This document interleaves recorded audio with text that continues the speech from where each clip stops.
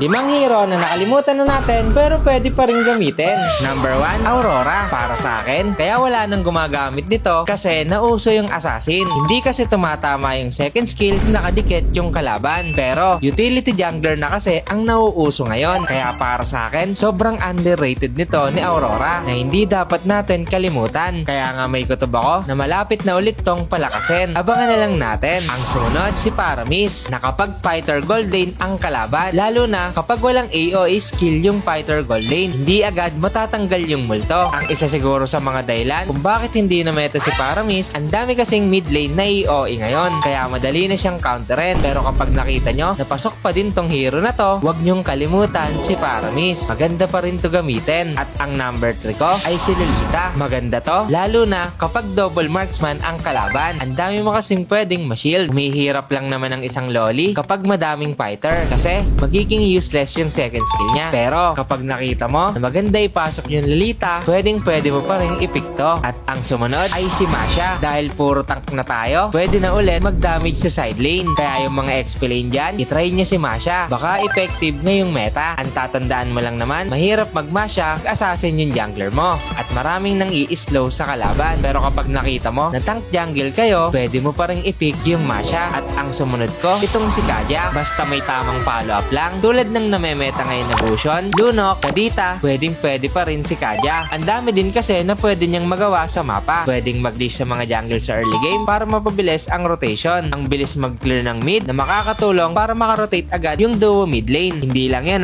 kaya din niya makapagbigay ng maraming vision. May second skill na panakas, may lifesteal at ang kunat din. Kaya ang ganda pa rin para sa akin ng isang Kaja. At yun lang. Kayo, sino yung mga nakalimutan na nating hero na pwede pa rin gamitin? At kung yung isa dito, paborito ng kaibigan mo, i-share mo na to sa kanya. At sana may natutunan kayo. Sana makatulong!